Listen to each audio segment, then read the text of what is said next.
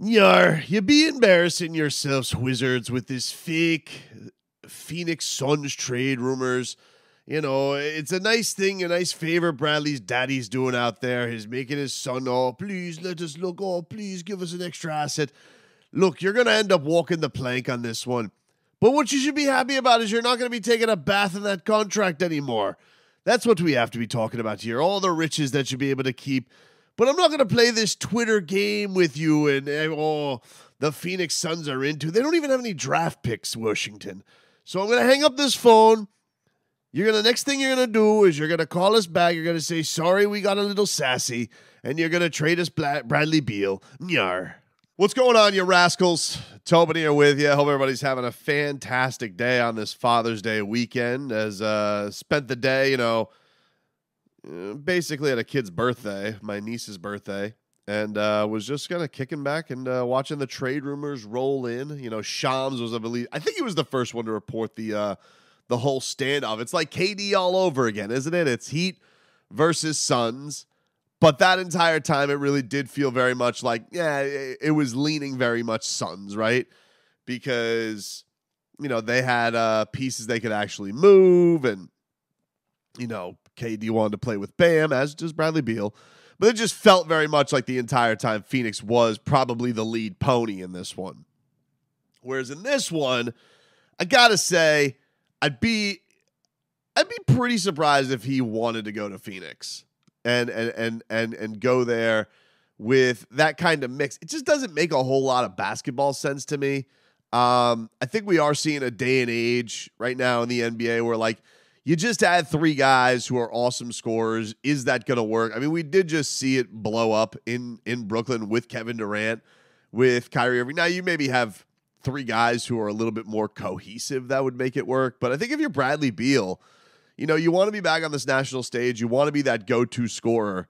You're on a team with Kevin Durant and Devin Booker. I don't know if anyone's ever going to look at you on that team like you're going to be the go-to guy.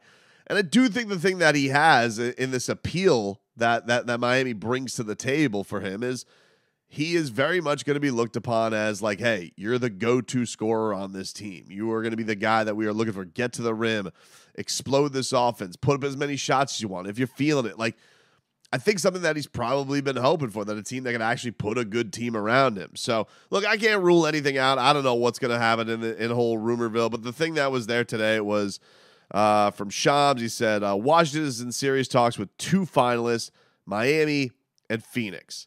The Suns have emerged as a serious threat for Beal, who holds a no-trade clause, which, is it's the big thing in all of this. It's basically like, okay, we line up all these teams who make trades. He has a no-trade clause. Where does he want to go? We haven't had really this in a baseball scenario, but this happened with the Marlins back in the day. They were trying to clear the decks, get rid of Giancarlo Stanton, and the Marlins, I believe it was the Giants. It might have been the Cardinals. I can't remember which team it was.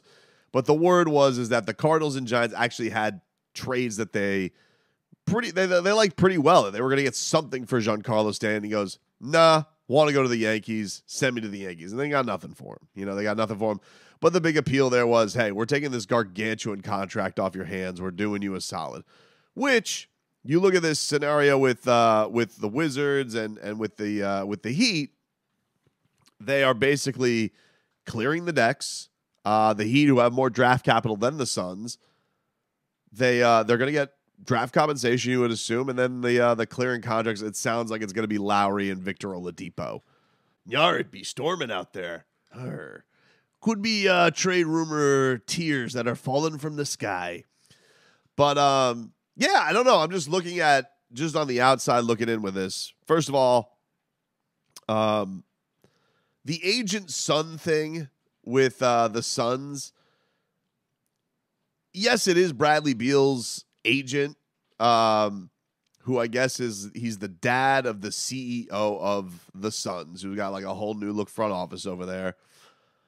If anything, to me, I think it's one of those things that maybe the Heat are dragging their feet a little bit, and he is using that connect to make it sweeten it up a little bit because the Heat are really trying to screw over the Wizards. I don't know. maybe it's a case of they don't want to give up Nikola Jovic, or they are giving up 1 first-round pick. They're trying to get 2. I don't know. But usually when you have something like this head-to-head competition, you're trying to drum up a market, if you will.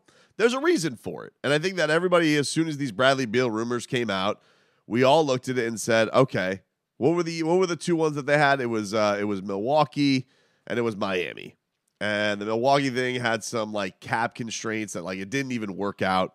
As does this one too, by the way, with the Suns. It's still not quite a perfect fit between draft compensation, what they would have to send out because of Chris Paul's contract. Like, it's not this easy home run thing they can just make happen. Then you have on top of it, like, oh, well, we could trade DeAndre Ayton. But the word is apparently, I think I saw Chris Haynes report this, that like Bradley Beal will basically only agree to go to Phoenix if DeAndre Ayton is there. So it's like, it says Phoenix can offer a trade package to DeAndre Ayton and Landry Shamet to the Washington Wizards for Bradley Beal, but it's believed a Chris Paul Shamet deal is what it would take for Beal to choose to force his way to the Suns. So he would play with KD, Devin Booker, and DeAndre Ayton, or they're keeping DeAndre Ayton in the holster to trade for something else, which is basically the same strategy the Heat are trying to do here. The reports out of locally with Anthony Chang and 5 Reasons and all that type of stuff. They're all out here and they're saying that the Heat are trying to get this deal done and not trade Tyler Hero. So does that have anything to do with the idea that they would keep Tyler Hero with Bradley Beal? That would be your backcourt next year? It's not an impossible one to work, but you would also imagine the Heat are kind of holding on to Tyler Hero in this scenario because, like, we're not trading you Tyler Hero for a guy who we're going to have to pay $1 gazillion to, and we all know that he only wants to come here. So what are we doing? But I do think that there's probably an idea that maybe they think this happened with the Jimmy Butler Minnesota Timberwolves deal. Now, Jimmy didn't have a no-trade clause, but Jimmy wanted to come to Miami and thought it was going to get done. Tom Thibodeau kept dragging his feet. He eventually ended up in Philadelphia. So even when things do look like a home run and they do look like they're done, there are still tweaks and there are still things that need to get done.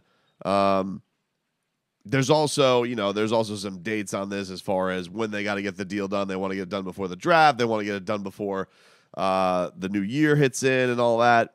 That can help you as far as the new cap is concerned and all that.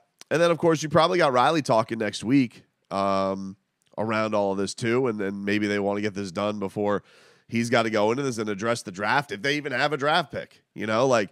This is a team that is picking at 18. Will they pick at 18? Are they picking for somebody at 18?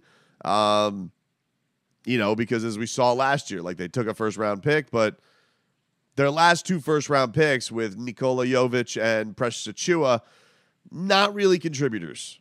And not that maybe they could have been, but it's just like Spo didn't really have time for the youth. Didn't really have time to go in there and let those guys develop or let them do their things. And there were just things, I think with Nikola, it was just straight development. And I think with Precious, it was like a style of play thing. Like, they wanted him to play a little bit more balls to the wall. And, he as Bam's backup big. And that's just, that's not exactly what his game was. So, maybe they look at this upcoming draft. They're looking at that strictly as assets. Like, look, Riley is a guy who said, he's waffled on this and that, but he's like, I'm not a draft pick guy. We know that Riley wants to go get the proven piece, right? And I think that is probably the big word we're all looking at all this, is that the Heat are looking for somebody proven, somebody who they know. You add next to Jimmy and Bam, who are their 2 cornerstones. And this is probably the deal that they were hoping all along when they signed Kyle Lowry. Kyle gave him 2 years.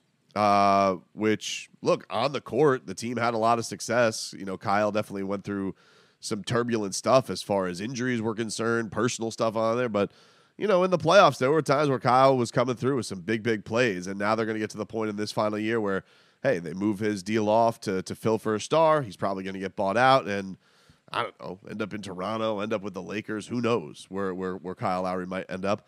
Does free up number 7 for Gogi to come back, though, if that does happen. Oh, Gogi. Love you so much, dude. So, yeah, man, this is going to be interesting to follow throughout the night. Obviously, if something does go down, I'll have another video to react to it. But just as far as all this stuff that was going down today, does feel very much like the Bradley Beal stuff has a lot of smoke to it, that the Heat are the lead dog, that Phoenix emerging is maybe just trying to jump up more of a market on Miami. It doesn't mean that things can't go wrong for Miami, because I've seen plenty of times where we thought a trade looked very good for Miami and, you know, Donovan Mitchell ends up in Cleveland, or, you know, Jimmy Butler ends up in Philadelphia. You know, it happens. It happens. So I do feel like this feels very much like the big difference in this is that you do have a player. It's his choice, really. You know, they could present to him and they could say, hey, we like Phoenix's deal, and Bradley Beal could say, you can like the deal, I can tell you to kick rocks. I want to go to Miami. And they have to take what Miami offers them. And ultimately, you know, that's another probably process of this with Miami, you know, maybe not budging and maybe saying, well, what is another place that Bradley Beal would like to go to? And he says Phoenix, and that is how they're trying to drip more out of the Heat. So you got to look for that element of it too. Like, why is all of this stuff out there? But, you know, I think there's been people locally that feel like this deal is coming close. I feel like there are it feels like signs are pointing to Bradley Beal coming to the Miami Heat, which is you know, and a lot like Jimmy Butler is feels like it's been a marriage that's been a long time in the making between his friendship with Bam, his influence from D Wade.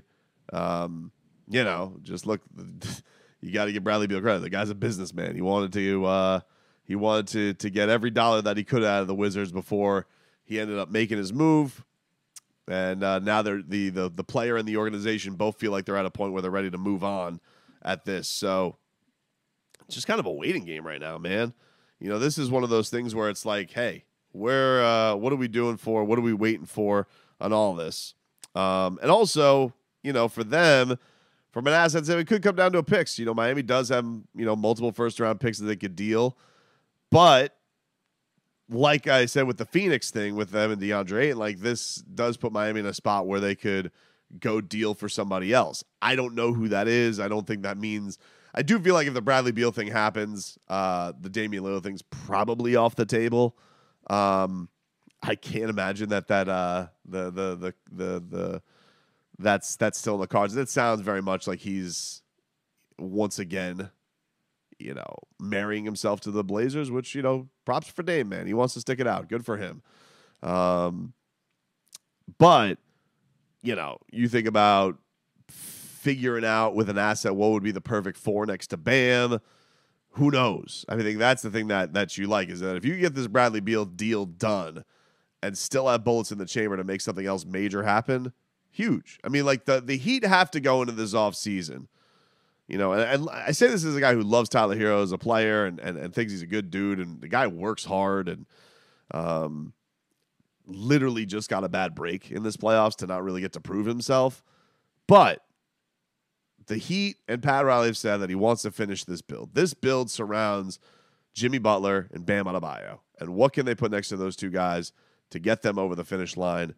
Doesn't necessarily mean it's going to be true. Like, look, they're 3 wins away from a championship last year. Who knows? But they did run it back last year. And I think to the surprise of all of us, by the way the middle of the year was going, they got themselves even further than last year and did it through an even tougher gauntlet than they had last year in the Eastern Conference playoff run, because they had to go through the 1 and the 2 seed. So, but I do think the one thing is, you know, I think you also need to put a little juice into this regular season. I think that if you were to go with a similar core for next year, you had a team that just played its way in, you know, finished with the 7th best record in the conference, finished as the 8th seed. You know, I do think it's important for Miami to bring a little bit of a new spark to next year as well, just to kind of motivate them through this year, to figure some new stuff out. I think they've kind of run this core as far as it can go. I mean, literally as far as it can go. So I do think it needs a little bit of new something. And look, maybe like if that also ends up, like, if they bring in a Bradley Beal, you know, putting a guy like Gabe Vincent next to him, that's a pretty nice fit. You know, you bring that that other guy who can bring the defensive tenacity. Is there to shoot those shots as well at a big time if he's got it cooking, but isn't necessarily looking to be, the end of game guy like a Tyler Hero probably is. So I'm interested, man. This is always fun. It's my favorite part of the year where you have all this stuff that's getting thrown out there. But this is the time of year, man. You got a few days out until the draft. People are going to try and get what they can get for their guy.